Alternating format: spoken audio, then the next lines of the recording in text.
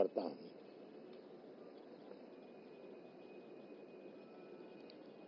और ऐसे अवसर पर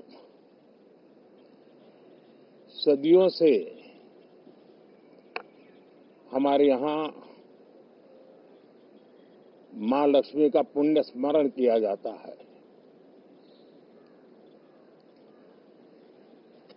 सिद्धि बुद्धि प्रदे देवी, सिद्धि बुद्धि प्रदे देवी, भुक्ति मुक्ति प्रदायिनी, भुक्ति मुक्ति प्रदायिनी, मंत्र मूर्ते सदा देवी, मंत्र मूर्ते सदा देवी, महालक्ष्मी नमोस्तुते, महालक्ष्मी नमोस्तुते। मां लक्ष्मी हमें सिद्धि और विवेक देती है, समृद्धि और कल्याण भी देती है। मैं मां लक्ष्मी से प्रार्थना करता हूं कि देश के हर गरीब एवं मध्यम वर्ग समुदाय पर मां लक्ष्मी की विशेष कृपा रहे। साथियों, हमारे गणतंत्र के 75 वर्ष पूरे हुए हैं।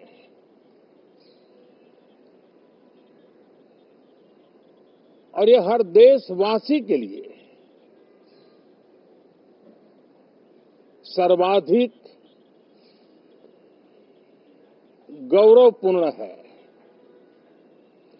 और विश्व के लोकतांत्रिक जगत के लिए भी भारत का ये सामर्थ्य अपनी एक विशेष स्थान बनाता है। साथियों, ये देश की जनता ने मुझे तीसरी बार ये दायित्व दिया है और इस तीसरे कार्यकाल का ये पहला पूर्ण बजट है।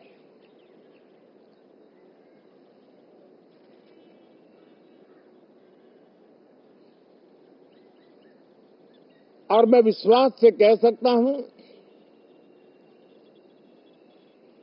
कि 2047 जब आजादी के 100 साल होंगे, विकसित भारत का जो संकल्प देश ने लिया है, ये बजट सत्र, ये बजट एक नया विश्वास पैदा करेगा, नई ऊर्जा देगा कि देश जब आजादी के 100 साल मनाएगा तब विकसित होके रहेगा। 140 करोड़ देशवासी अपने सामूहिक प्रयास से इस संकल्प को परिपूर्ण करेंगे। तीसरे टर्म में हम मिशन मोड में देश को सर्वांगीण विकास की दिशा में, चाहे वो भौगोलिक रूप से हो, सामाजिक रूप से हो या आर्थिक भिन्न भिन्न स्तर के संदर्भ में हो,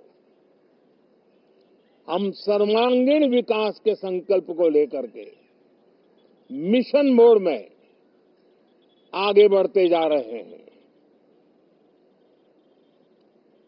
इनोवेशन, इंक्लूजन और इन्वेस्टमेंट, ये लगातार हमारे आर्थिक गतिविधि के रोड मैप का आधार रहा है। इस सत्र में हमेशा की तरह कई ऐतिहासिक बिल पर सदन को चर्चा होगी और व्यापक मंथन के साथ वो राष्ट्र की ताकत बढ़ाने का काम करने वाला कानून बनेंगे। विशेषकर नारी शक्ति के गौरव को पुनः प्रस्थापित करना, पंथ संप्रदाय के भेद से मुक्त होकर के हर नारी को सम्मानपूर्ण जीवन मिले, उसको भी समान अधिकार मिले, उस दिशा में इस सत्र में कई महत्वपूर्ण निर्णय लिए जाएंगे। Reform, perform and transform. जब विकास की तेज गति को प्राप्त करना होता है तो सबसे ज्यादा बल रिफॉर्म पर रहता है। राज्य और केंद्र सरकार ने मिलकर के परफॉर्म करना होता है और जन भागीदारी से हम ट्रांसफॉर्मेशन देख सकते हैं। हमारा युवा देश है, युवा शक्ति है और आज जो 20-25 साल की आयु के नौजवान है, जब वो 45-50 साल के होंगे तब वो विकसित भारत का सबसे बड़े बेनिफिशियरी होने वाले हैं। उम्र के उस पड़ाव पे होंगे, नीति निर्धारण की व्यवस्थाओं में उस जगह पे बैठे होंगे कि वे गर्व के साथ आजादी के बाद जो शताब्दी शुरू होगी, एक विकसित भारत के साथ आगे बढ़ेंगे। और इसलिए ये विकसित भारत के संकल्प की पूर्ति का प्रयास, ये अथाग मेहनत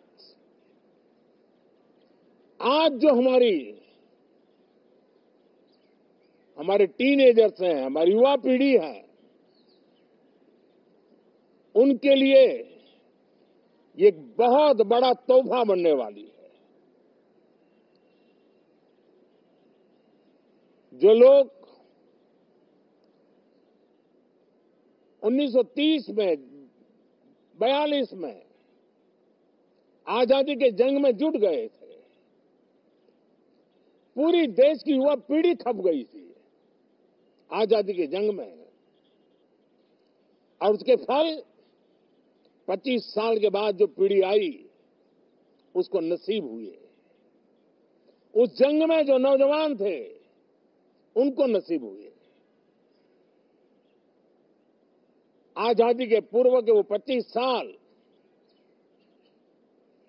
आजादी के जश्न मनाने का अवसर बना। वैसे ही ये 25 वर्ष समृद्ध भारत, विकसित भारत, ये संकल्प से सिद्धि और सिद्धि से शिखर तक पहुंचने का देशवासियों का इरादा। और इसलिए बजट सत्र में सभी सांसद विकसित भारत को मजबूती देने के लिए अपना योगदान देंगे।